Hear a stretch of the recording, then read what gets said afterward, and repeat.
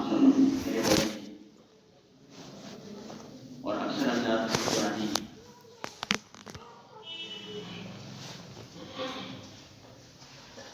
لیکن ایمان کی بات کا کہنا ہے، ایمان کی بات کو سننا ایمان والوں کو نفع دیتا ہے.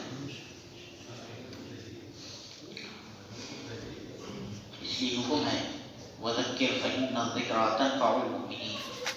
اے محمد صلی اللہ علیہ وسلم لوگوں کو سمجھاتے رہیے. یہ سمجھانا، یہ کہنا سننا ایمان والوں کو نفع دیتا ہے. اور یہ تو ہمارا آپس کا ایک مذاکرہ ہے. تقریر کرنا، وعظ و نصیحت کرنا، یہ تو علماء کرام کا کام ہے جو ہمارے سر کے تاج ہیں، اس امت کے رہبر ہیں، اس امت کے مشفق ہیں، ہمدرد ہیں. ان کے ذریعے سے دین ملا، انبیاء کے وارث ہیں. لیکن یہ ہمارا آپ کا آپس کا مذاکرہ ہے. اور ایک جگہ فرمایا قرآن پاک میں، اس کا مفہوم ہے اس سے بہتر دین کس کا ہو سکتا ہے جو دعوت دیتے ہوئے دین پر چلے.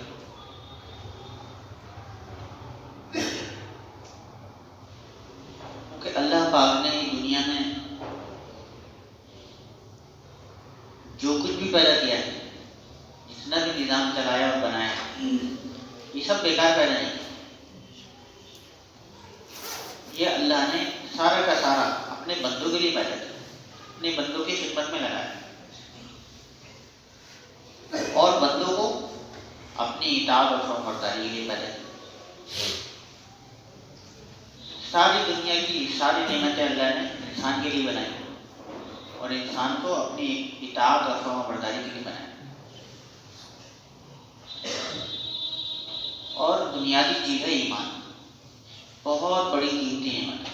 سب سے بڑی قیمتی نعمت دنیا اور آخرت کی ایمان ہے. ایمان پر جنت ملے گی اور اعمال پر درجات بلند ہوں گے. جنت کا داخلہ تو ایمان پر ہے.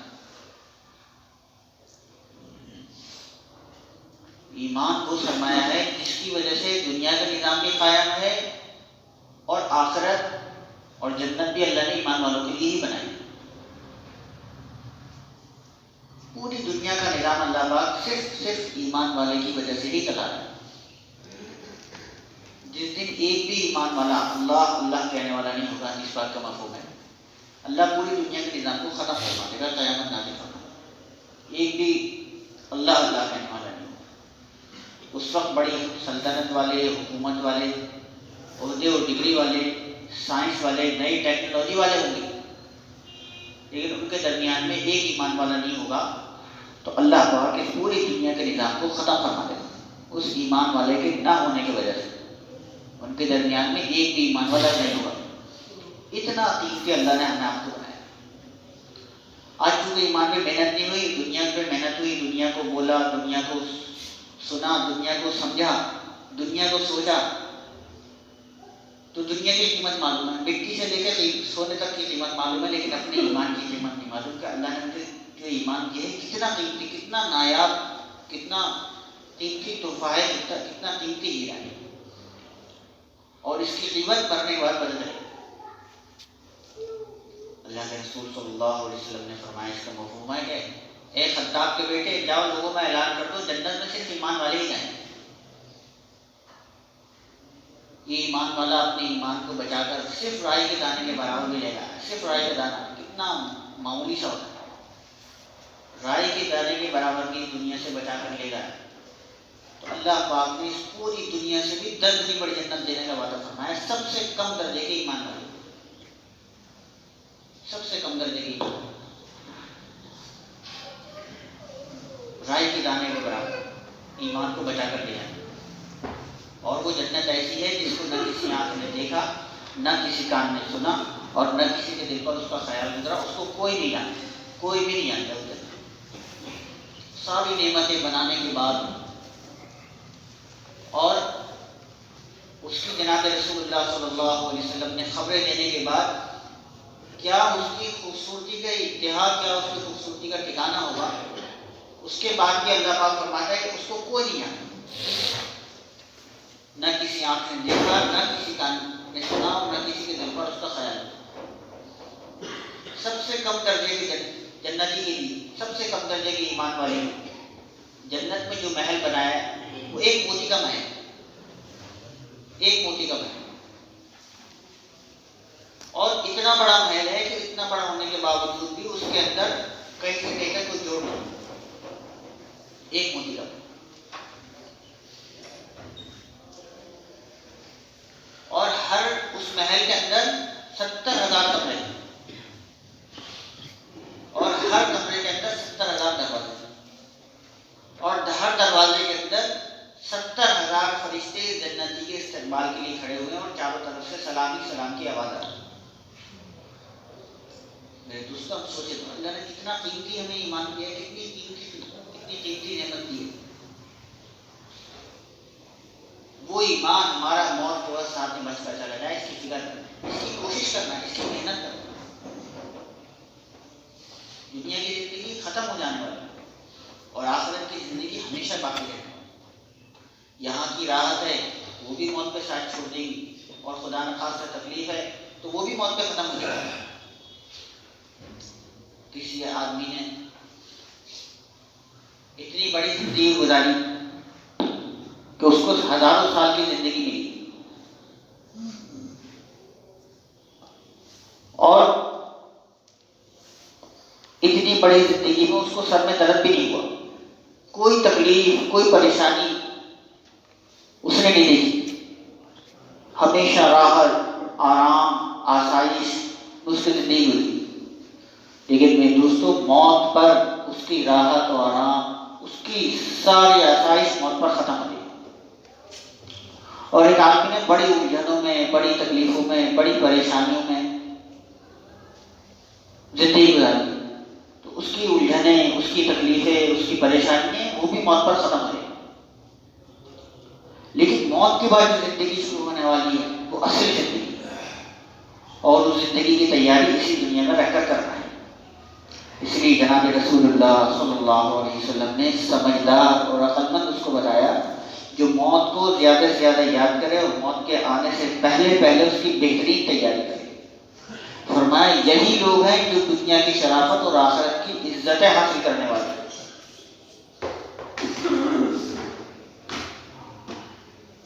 اس پوری دنیا کو اللہ نے کائنات کو سجانے کے بعد، بنانے کے بعد ایک بار بھی محبت کی نظر سے نہیں دیکھا.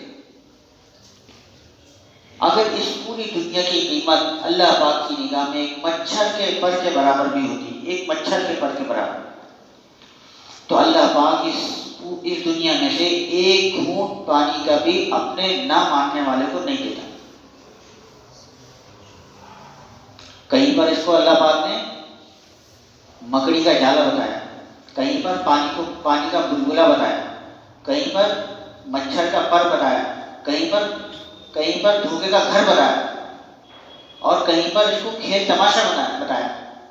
اتنا دنیا لہو و لعب، صرف کھیل تماشا، بس تھوڑی دیر کا ہوتا ہے کھیل تماشا، تھوڑی دیر کی لذتیں ہوتی ہیں، تھوڑی دیر کی آنکھوں کی رنگینی ہوتی ہیں، اس کے بعد وہ سارا ختم. اور کہیں پر خواب بتایا، کل جب جنت والے جنت میں چلے جائیں گے، جہنم والے جہنم میں چلے جائیں گے، اور جہنمیوں کی چیخ و پکار، ان کی آہ و بکا، اور وہ کہیں گے کہ ہمیں موت آ جائے، ہمیں اس جہنم سے نکالو. لیکن وہاں موت بھی نہیں. تو فرشتے ان سے پوچھیں گے تم دنیا میں کتنا دن رہے، کتنا وقت رہے، تم نے دنیا میں کتنا وقت گزارا؟ کہیں گے دن، آدھا دن یا اس سے بھی کم، یومن او بعض یوم، دن، آدھا دن یا اس سے بھی کچھ کم. اس کا مفہوم کہیں گے افسوس ہے. فرشتے کہیں گے افسوس ہے تمہاری زندگی میں کہ تم نے اتنی چھوٹی ساری زندگی میں اللہ کو ناراض کر کے اتنی بڑی جہنم بنایا. اور یہی سوال وہ فرشتے جنت والوں سے پوچھیں گے کہ تم دنیا میں کتنا دن رہے، کتنا وقت رہے، وہ بھی یہی جواب دیں. آخرت کی لامتناہی زندگی کو دیکھ کر سامنے جب ہوگی تو دنیا کی یہ ختم ہو جانے والی چھوٹی سی زندگی کو دیکھ کر وہ یہ کہیں گے کہ بس دن آدھا دن یا اس سے بھی کچھ کم. جیسے پچھلا گزرا ہوا وقت جو انسان کا ہوتا ہے، بچپن ہوتا ہے، پھر اس کے بعد جوانی ہوتی ہے، پھر اس کے بعد زندگی ہے تو بڑھاپا ہوتا ہے، تو وہ بالکل ایسا نظر آتا ہے جیسے کل کا دن تھا. یہ 20 سال، یہ 30 سال، یہ 40 سال، 50 سال، یہ ایسے گزر گئے جیسے آگے 20 چھوٹے سے تھے، کھیلتے تھے اور اسکول جاتے تھے اور مدرسے جاتے تھے، پھر اس کے بعد اور بڑے ہوئے ذمہ داری بڑھ گئی، تو یہ ایسا لگتا ہے جیسے کل کا دن.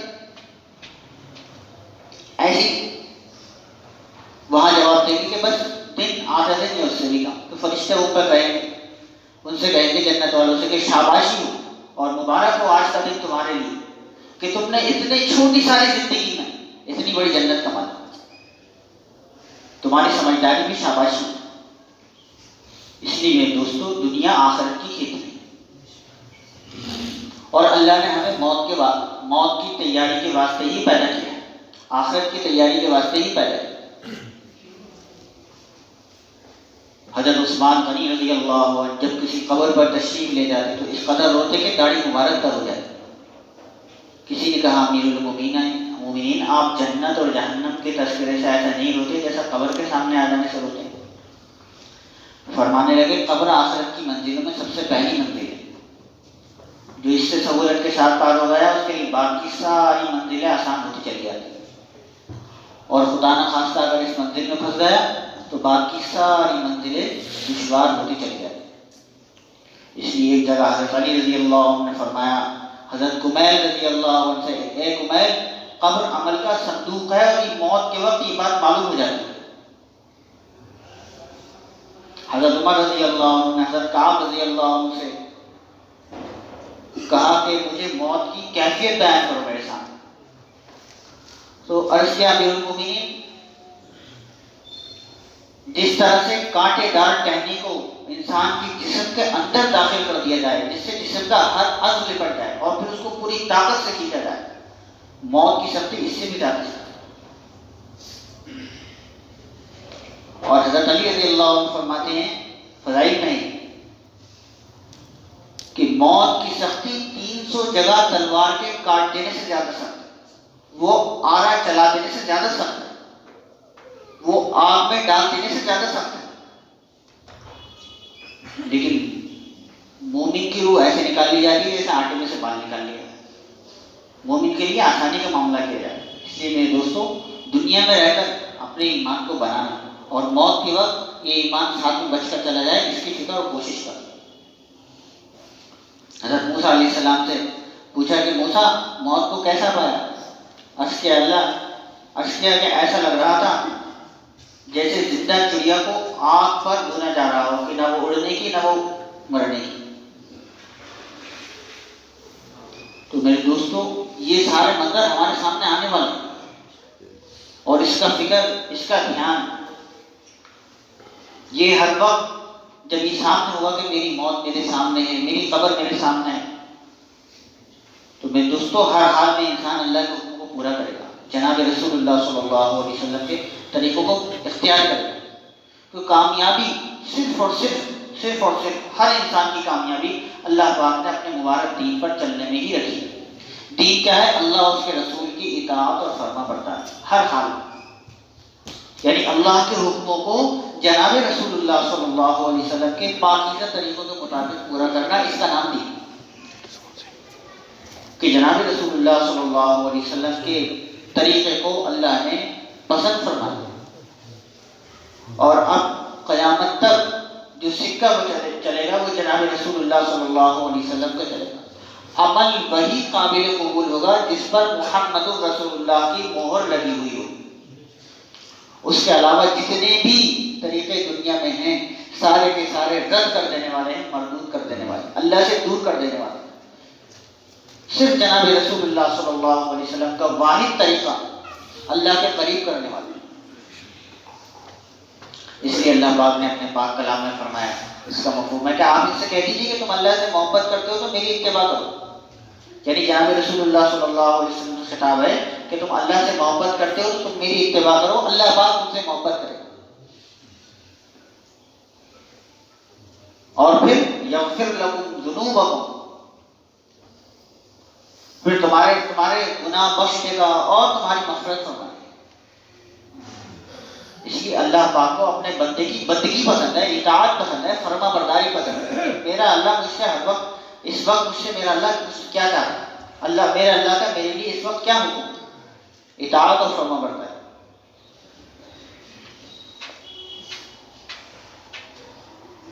اور یہ دین جو ہے، دین تو یہ شروع جو ہوتا ہے وہ عبادات سے شروع ہوتا ہے، اور اچھے اخلاق پر جا کر یہ دین مکمل ہوتا ہے۔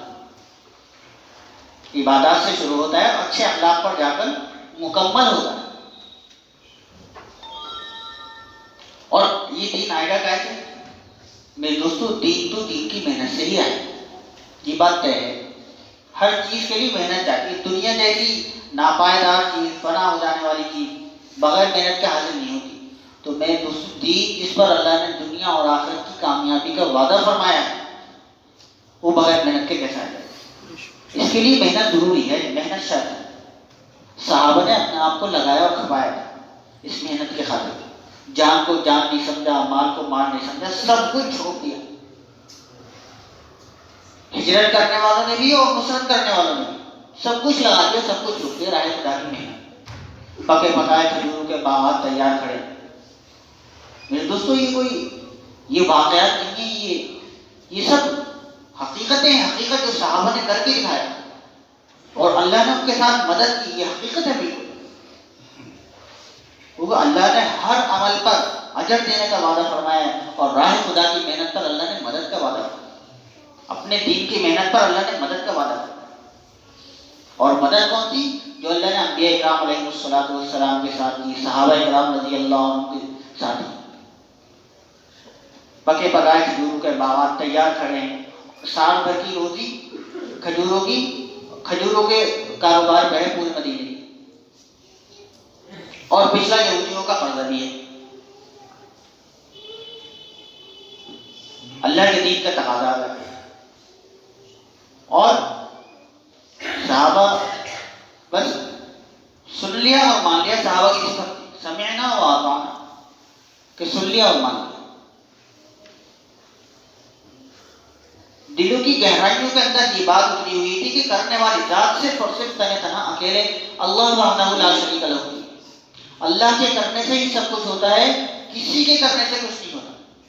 ہر چیز نفع اور نقصان کے پہنچانے میں صرف اور صرف اکیلے اللہ کے حکم کی محتاج ہے، اور اللہ پاک کسی کام کے بنانے میں، کسی کام کے بگاڑنے میں، کسی شکل کا، کسی سبب کا محتاج نہیں ہے۔ کن فیکون کا مالک ہے، جب چاہتا ہے، جو چاہتا ہے، جیسے چاہتا ہے کرتا ہے۔ اندھیری رات کے اندر کالے پہاڑ کی جڑ میں کالی چیونٹی بھی رنگ رہی ہے، تو اللہ پاک اپنے عرش معلیٰ سے اس کے قدموں کے رکھنے کی اور اٹھانے کی آواز کو سنتا ہے، دیکھتا ہے، جانتا ہے۔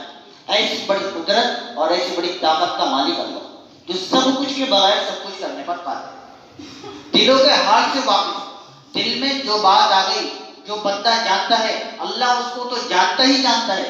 جو بات ابھی دل میں آئی بھی نہیں ہے، اللہ پاک اس سے بھی واقف ہے۔ انہ علیم بذات الصدور، دلوں کے حال سے بالکل گہرائیوں کے ساتھ جاننے والا دلوں کا حال۔ تو راہ خدا کی محنت پر اپنے آپ کو ڈال دیا صاحب۔ یوں آتا ہے کہ ایک کھجور بھی اللہ نے گرنے نہیں دی، ایک کھجور، ہر کھجور پر اللہ نے فرشتہ مقرر فرما دیا، اور ان کے لیے، ان کی نسلوں کے لیے قیامت تک کے لیے اللہ نے روزی کے فیصلے فرما دیے، عزتوں کے فیصلے فرما دیے۔ مدینے میں حاجی کے پاس پیسے ختم ہو جائیں گے یہ ممکن ہے، لیکن مدینے کی کھجور ختم ہو جائے یہ ممکن نہیں۔ اللہ نے ایسے روزیوں کے فیصلے فرمائے۔ اور پھر خالی یہی اسی پر بس نہیں، اب جب راہ خدا کی محنت کا سفر کیا اور جہاں مال پہنچتا تھا سیزن کے وقت میں، وہ مال نہیں پہنچا۔ تاجروں نے سفر کر کے پھر مدینہ آنا شروع کیا کہ مال چاہیے، اور مال موجود نہیں، اس کا تو انتظام کرنا ہی پڑے گا۔ سفر کیا، مدینہ آئے، اور وہ جو مال یہ پہنچانے جاتے تھے، جس کی یہ سپلائی کرتے تھے، اب وہ مال جو ہے اپنے ہی وطن میں بکنے لگا، اب جانے کی ضرورت بھی نہیں، اللہ نے در کے دھکوں سے ٹھوکروں سے ہی بچا لیا۔ اس لیے فرمایا کہ اللہ کی دین کی محنت کے زندگی کا مقصد بنا کر جو کرے، اللہ بغیر کرے مال دے گا اور بغیر مال کے کام بنائے۔ یہ بات ہے میں دوستوں، یہ کوئی اس سے کہانی نہیں ہے، یہ حقیقت بات ہے۔ صحابہ نے سمجھا تھا اس بات کو، اللہ ہمیں بھی سمجھا تھا، یہ حقیقت بات ہے۔ آپ حضرات سب میرے بڑے ہیں، سب بزرگ ہیں، سب سینئر ہیں، یہ تو ہمارا آپس کا مذاکرہ ہے۔ صحابہ نے اس بات کو دل کی گہرائیوں کے اندر اتارا تھا کہ کرنے والی ذات اللہ ہی کی ہے، کسی کے کرنے سے کچھ نہیں ہوتا، اللہ کے کرنے سے ہی سب کچھ ہوتا ہے۔ اگر اللہ نے ہمارے مقدر میں نقصان لکھ دیا ہے تو ہم رہ کر بھی، اپنے سامنے ہو کر بھی اس نقصان کو روک نہیں سکتے۔ ہاں اتنا ہی ہوگا جتنا اللہ نے طے فرما دیا، اور اگر اللہ نے کسی نفع کا انتظام فرما دیا تو ہماری غیر موجودگی میں بھی وہ نفع ہم سے رکنے والا نہیں ہے۔ کوئی دنیا کی طاقت، ساری دنیا کی طاقتیں مل کر بھی اس نفع کو ہم سے دور کرنے والی نہیں ہے جو اللہ نے اس وقت میں ہمیں دینے کا ارادہ اور فیصلہ فرما دیا۔ وہ تو اللہ ہے جو سب کچھ کے بغیر سب کچھ کرنے پر قادر ہے۔ خالق اور مخلوق میں یہی تو فرق ہے، خالق کہتے بنانے والے کو اور مخلوق کہتے بنی ہوئی چیز۔ اللہ خالق ہے، باقی سب مخلوق ہے، اور مخلوق خالق کے حکم کے بغیر، خالق کے چاہے بغیر کچھ بھی نہیں کر سکتی۔ جس طرح سے میرے دوستوں چیونٹی جیسی چھوٹی سی مخلوق اللہ کے حکم کی محتاج ہے نفع اور نقصان کے پہنچانے میں، اسی طرح سے جبرائیل علیہ السلام جیسے بڑے فرشتے یہ بھی نفع اور نقصان کے پہنچانے میں اللہ کے حکم کی محتاج ہے۔ اتنے بڑے فرشتے ہیں، ان کے 100 بازو ہیں، اور جب 2 بازوؤں کو کھولتے ہیں تو مشرق سے مغرب تک ڈھک جاتا ہے۔ اتنے بڑے فرشتے جب اپنی اصلی حیت پر آتے ہیں تو ان کے پیر تحت الثری میں ہوتے ہیں اور سر ساتھ کے آسمان پر ہوتا ہے۔ اتنے بڑے فرشتے، اللہ خالق ہے، باقی سب مخلوق، بڑے سے بڑے فرشتے ہوں، اللہ کا قلم ہو، کرسی ہو، اور لوح محفوظ ہو، اور 7 زمین 7 آسمان، اور سورج چاند ستارے سیارے، یہ سارے کے سارے مخلوق اور مخلوق خالق کے بغیر کچھ بھی نہیں کر سکتے۔ بے شک جو ہو رہا ہے یہ سارا کا سارا ہمارے ہاتھوں کی کمائی ہے۔ ظہر الفساد فی البر والبحر بما کسبت ایدی الناس، خشکی اور تری میں برپا ہونے والا فساد انسانوں کے اپنے ہاتھوں کی کمائی ہے۔ اس لیے حضرت علی رضی اللہ عنہ فرماتے ہیں کہ جب کوئی حال مجھ پر آتا ہے تو میں اپنے اعمال کی طرف متوجہ ہوتا ہوں کہ مجھ سے کوئی خطا تو نہیں ہوئی۔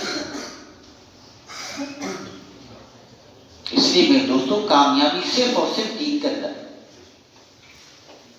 اور اللہ کے خزانے ایسے وسیع، ایسے لامحدود ہیں۔ جس دن سے اللہ پاک نے دنیا کو بنایا ہے اور آج تک اللہ پاک سب کی ضروریات کو پورا فرما رہا ہے اپنے خزانوں سے، اور قیامت تک پورا فرما رہا ہے۔ ضروریات میں کھانا پینا، کپڑا، لباس، سواری، سارے اور قیامت تک سب کی ضروریات کو اللہ پاک پوری فرماتا ہے۔ لیکن اللہ کے خزانے اتنے بڑے اور وسیع اور لامحدود ہیں کہ اللہ کے خزانوں میں اتنی بھی کمی نہیں آئی اور نہ آنے والی ہے، جتنی سوئی کو سمندر میں ڈبویا جائے، سمندر کی نوک پر جو پانی کا قطرہ لگ جاتا ہے، اور اس قطرے کا 100واں حصہ بھی، اتنا بھی اللہ کے خزانوں میں کمی نہیں اور نہ آئی۔ اتنے بڑے وسیع اور لامحدود خزانے ہیں اللہ، اور ان خزانوں سے لینے کا یقینی سبب صرف اور صرف نماز ہے، صرف اور صرف نماز۔ صحابہ نے اپنے سارے مسئلے نماز کے ذریعے سے حل کرائے، اور نماز کون سی کہ اللہ کے دھیان میں کہ نماز کو کھڑے ہیں اور ایسا لگ رہا ہے گویا کہ اللہ سے باتیں کرتے ہیں۔ حضرت عبداللہ بن زبیر رضی اللہ عنہ نے حضرت ابوبکر صدیق رضی اللہ عنہ سے نماز سیکھی، اور حضرت ابوبکر صدیق رضی اللہ عنہ نے جناب رسول اللہ صلی اللہ علیہ وسلم سے نماز سیکھی۔ اور نماز کے اندر وہ اللہ کا دھیان، وہ کیفیت کہ گویا کہ اللہ سے باتیں کرتا ہے، اللہ سے ہم کلام، میرے دوستو یہ دھیان آدمی کو، یہ اللہ کا دھیان آدمی کو گناہوں کی جگہوں پر رہ کر بھی گناہوں سے بچا لیتا ہے. اللہ کا دھیان ہوتا ہے، اور اللہ کا دھیان نہیں ہوتا ہے تو پھر ہر جگہ رہ کر اللہ کی نافرمانی کرتا ہے. حضرت عبداللہ بن رواحہ رضی اللہ عنہ اپنی بیوی کی گود میں سر رکھے اور رو رہے ہیں. ان کی اس حالت کو دیکھ کر ان کی بیوی بھی رونے لگی. بتائیے کیا کیفیت ہوگی اس رونے کی جس کو دیکھ کر بیوی بھی رونے لگی؟ کیا کیفیت ہوگی ان کو رونے کی؟ تو کہنے لگے تم کیوں رو رہی ہو؟ بولی جس وجہ سے تم رو رہے ہو. فرمانے لگے میں تو اس وجہ سے رو رہا ہوں کہ جہنم پر تو گزرنا یہ، پولیس رات پر تو گزرنا یہ، نہ معلوم نجات ہو سکے گی یا وہیں رہ جاؤں. میرے دوستوں ان کو بیوی کی گود میں جہاں شہوتوں کا غلبہ ہوتا ہے وہاں ان کو اللہ کا دھیان ہے جو ہمیں نماز میں نہیں ہوتا. یہ محنت میرے دوستوں کو معمولی محنت ہے.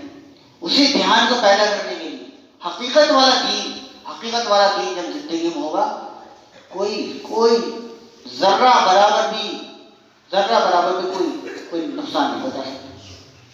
حقیقت والا دین مقصود ہے. حقیقت میں جو صحابہ اکرام رضی اللہ عنہ کی زندگی میں حقیقت والا دین تھا تو شیر بھی انہیں راستہ بتا رہا. اور دریائے دجلہ کے اوپر صحابہ کی جماعت ایسے دوڑ رہی ہے جیسے خشکی کے اوپر دوڑ رہی. دین حقیقت کے ساتھ تھا. شیر کی اگر تصویر بنا دی جائے تو کوئی بھی نہیں ڈرے گا، اور پلاسٹک کا شیر لا کے رکھ دیا جائے جب بھی کوئی نہیں ڈرے گا. اور شیر کا اگر بچہ صرف بچہ حقیقت میں آ جائے تو سب بات نہیں.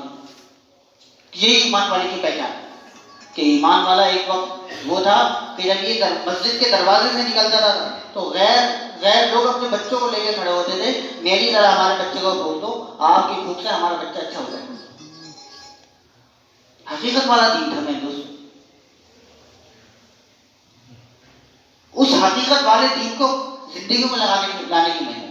اس لیے فرمایا جس طرح سے نماز کے اندر کی ظاہری شکل ہماری پاک ہو، ہمارا جسم، ہمارا کپڑا، ہماری جگہ، اسی طرح سے فرمایا جسم کے اندر دوڑنے والا خون بھی پاک ہونا چاہیے. اور اعمال کی مثال ایسے بتائی جیسے موتی، اور کمائی کی مثال ایسے بتائی جیسے سمندر کا پانی جیسا ہوگا ویسے موتی ہوگا. پانی اگر صاف شفاف ہوگا تو موتی بھی صاف شفاف ہوں گے، اور پانی اگر گندلا اور گندا ہوگا تو میرے دوستوں موتی بھی گندے ہوگا. اس لیے ایمان والا اور دعا کرے اور قبول نہ ہو تو ناممکن ہے. ہو ہی نہیں سکتا ایمان والا دعا کرے اور قبول نہ ہو. بندہ جب دعا کرتا ہے تو اسے 3 چیزوں میں سے ایک چیز ضرور ملتی ہے. یا تو وہی چیز مل جاتی ہے جو اس نے مانگی ہے، یا اس کے بدلے میں کوئی آفت، کوئی مصیبت، کوئی تکلیف اس سے ہٹا دی جاتی ہے جس کو پتہ بھی نہیں چلتا. وَيَعْفُو عَنْ كَثِيرٍ، کتنی تو ہم ایسی درگزر کرتے رہتے ہیں. اور تیسری، قیامت کے لیے اس کی دعا کو اٹھا کے رکھ دیا جاتا ہے، آخرت کے لیے اٹھا کے رکھ دیا جاتا ہے کہ اب یہ دعا اس کے نامہ اعمال میں چلے. اور میرے دوستوں جب کل قیامت کے دن اپنی دعاؤں کو دیکھے گا کہ یہ دعائیں میری دنیا میں قبول نہیں ہوئی تو بندہ یہ چاہے گا کاش دنیا میں کوئی دعا ہی قبول نہیں. آج آخرت میں اس کا اتنا بڑا اجر نہیں. دعا اور تقدیر دونوں ساتھ ساتھ چلتی ہیں. علماء فرماتے ہیں دعا اور تقدیر دونوں ساتھ ساتھ چلتی ہیں. اب جو بھی آگے نکل جائے، بندہ شیطان بندے کو مایوس کر دیتا ہے، آدمی کو مایوس کر دیتا ہے. جب دعا کی قبولیت کے آثار نہیں دیکھتا ہے تو مایوس کر دیتا ہے، ارے میں نے تو بہت ٹائم ہو گیا دعا مانگنا ہے کہ دعاؤں سے تو کچھ نہیں ہونا ہو. تو میرے دوستوں دعاؤں سے ہی سب کچھ ہوگا. یہ بات یقین میں ہو، پہلے یقین ہو. یقین نہیں ہو تو عمل بیکار ہو، عمل کمزور ہو جاتا ہے. جس کا یقین کمزور اس کا عمل کمزور. لقمان علیہ السلام کا ارشاد ہے جس ڈاکٹر کے اوپر اعتماد نہیں ہوگا تو آپ کو اسے دوائی کرانا چھوڑ دے گا جب شک میں آ جائے گا. تو یقین کہ میری دعا سے میرے مسئلے حل ہو گئے. صحابہ نے سارے مسئلے نماز کے ذریعے حل کرائے. دعا اور تقدیر دونوں ساتھ ساتھ چلتا ہے. بندہ دعا کرتا رہتا ہے.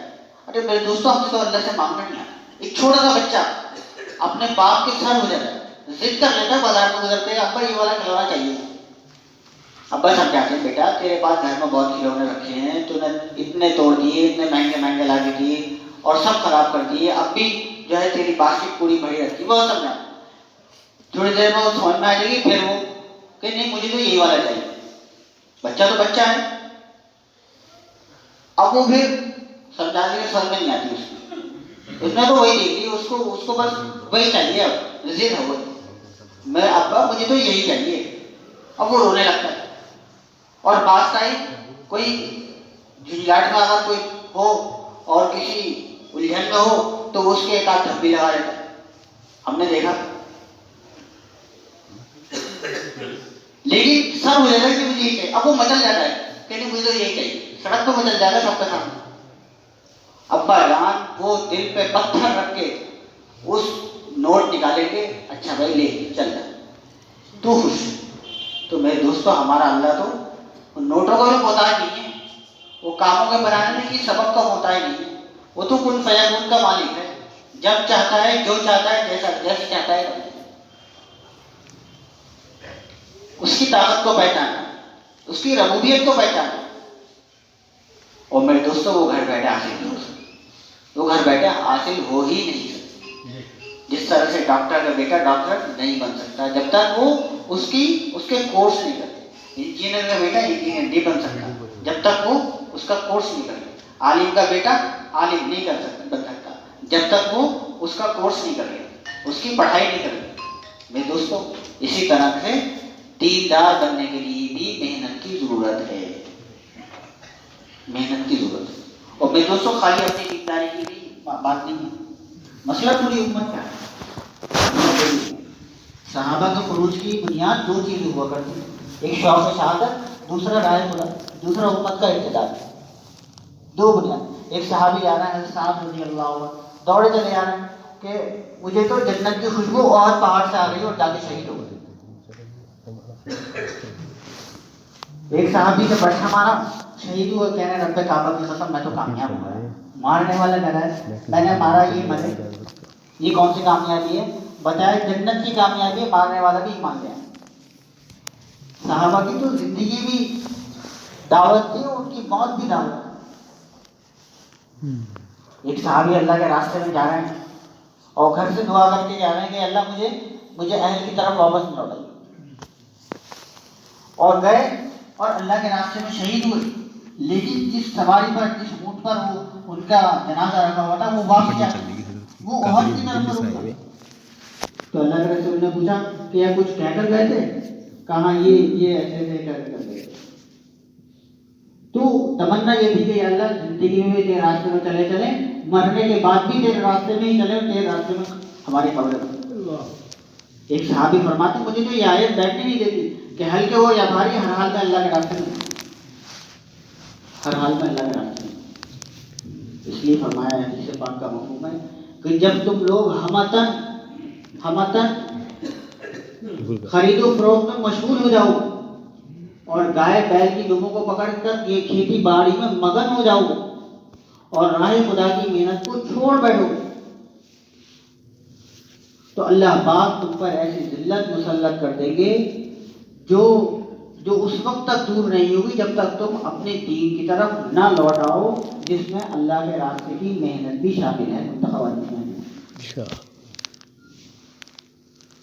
میرے محترم دوستو بزرگوں، یہ سارا کا سارا کام علماء کرام کی نگرانی میں اور بالکل قرآن اور حدیث سے 1 انچ بھی ہٹا ہوا نہیں ہے. 1 انچ. اس کے لیے کہا جا رہا ہے کہ پہلی مشغولی میں 4 مہینے لگا کر، پہلی مشغولی میں 4 مہینے لگا کر میرے دوستوں، یہ جو دھوکہ ہم نے لگا ہوا ہے، جان بھی میری مال بھی میرا، اسے جہاں چاہوں جب چاہوں جیسے چاہوں خرچ کر دوں. میرے دوستوں یہ دھوکہ کھلتا ہے یہ تو موت کے وقت کھلے گا یا اللہ کے راستے میں نکلنے کے بعد. اس کے لیے بتائیں 4 مہینے کے لیے، 4 مہینے کے لیے بتائیں. پہلی مشغولی میں 4 مہینے.